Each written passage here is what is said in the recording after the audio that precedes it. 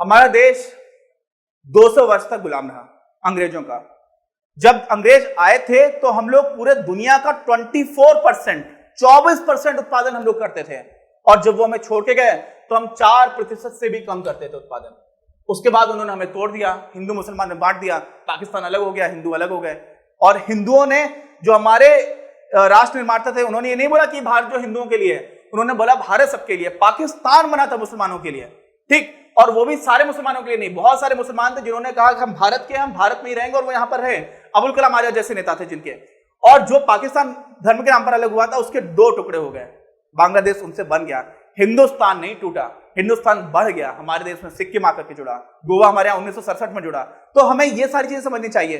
तो आत्मनिर्भरता की जब मैं बात बता रहा हूं ना, तो वो इसलिए बता रहा हूं कि जो हमारा उपनिवेशवाद वाला समय था 200 साल का, वो बहुत ही हमारे लिए दुखद रहा। और वो दुखद क्यों रहा? क्योंकि उसमें अंग्रेजों ने हमारा बहुत शोषण किया।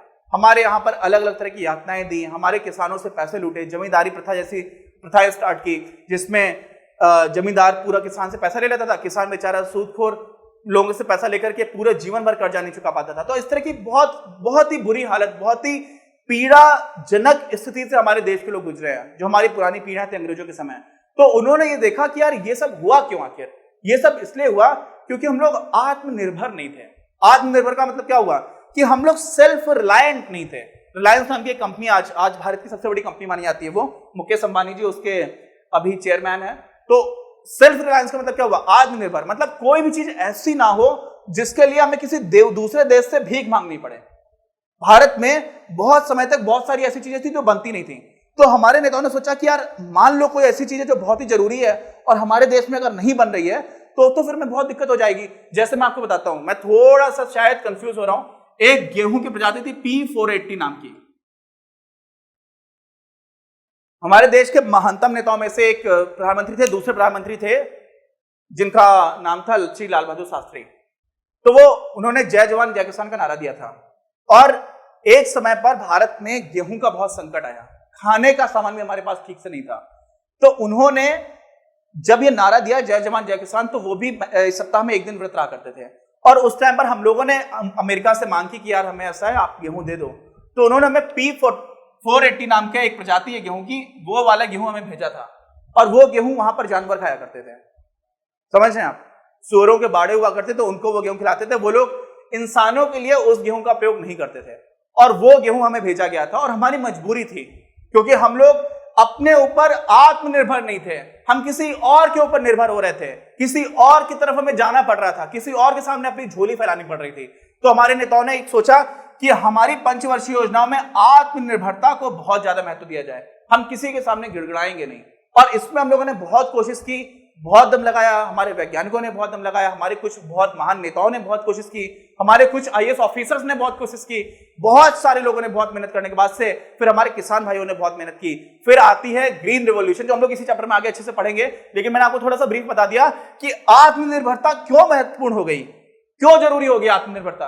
क्यों? क्योंकि हमें किसी दूसरे के सामने फिर से हाथ न फैलाना पड़े। क्यों? क्योंकि अगर ऐसा हो गया फिर से, तो क्या पता हम फिर से गुलामी की जो जंजीरें थी उसमें जकड़ना स्टार्ट हो जाए। क्या पता हमारे पूरे देश को किसी दूसरे देश के सामने झुकना पड़े, और वो हमारे आत्मसम्मान पर भी ठेस है, हमारी प्रगति पर भी ठेस है। ऐसी प्रगति का क्या फायदा कि आपने कुछ चीजें तो अच्छी कर ली, लेकिन आपको हाथ फैलाना पड़ रहा है किसी और के सामने। तो ये ना हो, ये हमारे उद्देश्य थे 4। और इन चारों उद्देश्यों में कई बार किसी पर्टिकुलर उद्देश्य को, कभी इसको ज्यादा इंपॉर्टेंस दी गई, कभी आत्मनिर्भरता को ज्यादा इंपॉर्टेंस दी गई, कभी आधुनिकीकरण को ज्यादा इंपॉर्टेंस दी गई, कभी समानता को ज्यादा इंपॉर्टेंस दी गई। क्यों? क्योंकि संसाधन इतने नहीं थे कि सारी चीजों को आप हर बार पूरी बराबरी से इंपॉर्टेंस दे पाओ। देखो, 1-2 चीजें इसमें और हैं जो समझने की हैं कि हमारे देश का पाई जो है, केक है या बिस्किट है, वो बड़ा हो गया, ठीक, लेकिन उसके बाद से आधुनिकीकरण नहीं हो पाया, जैसे मैंने आपको बताया था। तो कोई फायदा नहीं है, हमारे देश कभी भी वापस पीछे जा सकता है, ठीक। तो इसलिए आधुनिकता लाना विचारों में, टेक्नोलॉजी में बहुत जरूरी था। तो हम लोगों ने आधुनिकीकरण पर भी काफी ध्यान देने के लिए कोशिश की स्टार्टिंग में। और 1950 से लेकर के 1990 तक ये जो समय था ना, इसमें 7 पंचवर्षीय योजनाएं लगी थी। अब इन 7 में क्या क्या हुआ था, इन्हीं सारे महत्वों को, इन्हीं सारे इंपॉर्टेंट इश्यूज को फोकस किया गया था। अब आपके पास GDP भी बढ़ जाए और आपका मॉडर्नाइजेशन भी हो जाए, और ये संभव है कि किसी दूसरे देश की मदद से हो जाए। बहुत सारे देशों में ऐसा हुआ है। जैसे ऐसा नहीं कि उन लोगों ने कुछ नहीं किया, लेकिन कुछ मैं उदाहरण देता हूं। जैसे साउथ कोरिया है, साउथ कोरिया यानी कि दक्षिणी कोरिया, दक्षिण कोरिया में भी अमेरिका की बहुत ज्यादा मदद रही। आज हुंडई है, सैमसंग है, बहुत सारी ऐसी कंपनीज हैं जो साउथ कोरिया की कंपनीज है, पूरे दुनिया में तहलका मचा रही हैं। द्वितीय विश्व युद्ध में आपको याद है हिरोशिमा और नागासाकी पर अमेरिका ने बम गिराया था, कहां? जापान में। लेकिन उसके बाद जापान की बहुत मदद भी की थी अमेरिका ने, बहुत तेजी से। तो स्टार्टिंग में जापान का जो इकोनॉमिक डेवलपमेंट था ना, टेक्नोलॉजी भी अमेरिका से आ जाती थी और साथ में उनकी जीडीपी भी बहुत तेजी से बढ़ रही थी। लेकिन पूरी तरह से आत्मनिर्भरता वाले केस इसलिए हो गया था जापान में, वहां की सोसाइटी बहुत अलग तरह से, बहुत ज्यादा वो लोग राष्ट्रभक्त और समाज को लेकर के देखने वाले लोग होते हैं। लेकिन संभव है कि ये दोनों चीजें आपकी हो जाएं, लेकिन आपकी आत्मनिर्भरता ना रहे। और आत्मनिर्भरता का कारण क्या था? आजादी थोड़े दिन पहले ही मिली थी, वो तो बहुत महत्वपूर्ण मुद्दा था। और साथ में कुछ चीजों में ऐसी सारी चीजें जो हम लोग अपने देश में बना सकते हैं, जिसको बाहर से मंगाने की कोई जरूरत नहीं है। तो उनमें सोचेगा कि जब इसकी जरूरत नहीं है तो हम देश में क्यों ना बना लें। तो इस वजह से भी आत्मनिर्भरता को काफी ज्यादा महत्व दिया गया था। खास तौर से ऐसी चीजें जो हमें बहुत ही ज्यादा जरूरी हैं, जिसके बिना हम जिंदा नहीं रह सकते, जैसे कि खाद्यान्न, खाने पीने का जो सामान है, वो तो हर हालत में आपको पूरी तरह से आत्मनिर्भर बनना पड़ेगा, ये कोशिश की गई थी। और फिर आ जाती समानता। आप आत्मनिर्भर भी हो गए, देश में बाहर से लेने की जरूरत नहीं पड़ रही है, आपकी जीडीपी भी बहुत बड़ी हो गई, आधुनिकीकरण भी हो गया। लेकिन देश में बहुत ज्यादा विषमानताएं हों, असमानता बहुत ज्यादा है। कोई बहुत ही गरीब है, कुछ लोग बहुत पैसे वाले हैं, तो उसमें क्या हो जाता है? उस देश में एक असंतोष बनने लग जाता है। क्या होने लग जाता है? असंतोष। ऐसा लगने लगता है कि यार कुछ तो अन्याय हो रहा है, और उस अन्याय के खिलाफ कई बार गृह युद्ध भी छिड़ जाता है। बहुत सारी जगह पर ऐसा हुआ है कि कुछ लोगों के पास बहुत पैसा हो जाए तो फिर लोग लड़ने लग जाते हैं। तो ऐसा जैसे फ्रेंच रिवॉल्यूशन आप पढ़ेंगे, फ्रेंच रिवॉल्यूशन मतलब फ्रांस की क्रांति जो हुई थी 1789 में। कब हुई थी? 1789 में। उसमें भी ऐसा ही कुछ हुआ था।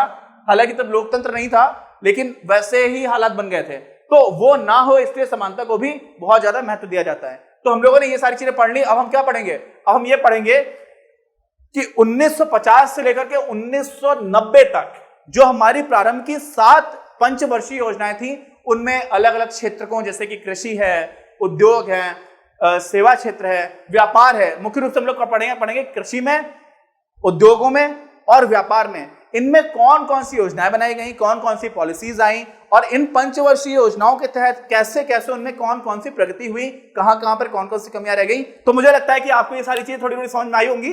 कैसा लगा आपको ये वीडियो कमेंट में लिख करके जरूर बताइएगा, और साथ में और लोगों के साथ भी शेयर करें, उनका भी भला होगा, शेयर करेंगे हमारा भी भला होगा। मिलते हैं अगले वीडियो में। अपनी क्लास का उद्देश्य आप सभी के लिए आप ही की भाषा में गुणवत्तापूर्ण शिक्षा उपलब्ध कराना है। कक्षा 12 तक के सभी प्रमुख विषयों पर हम वीडियोस बना रहे हैं, और कुछ विषयों पर वीडियोस आपके अपने चैनल अपनी क्लास की ही अन्य प्लेलिस्ट पर अपलोड भी हो चुके हैं। ज्ञान के प्रकाश से देश को सशक्त बनाने के हमारे इस प्रयास में इस चैनल को सब्सक्राइब करके और लोगों के साथ शेयर करके अपना बहुमूल्य योगदान जरूर दें। पढ़ेगा इंडिया तो बढ़ेगा इंडिया।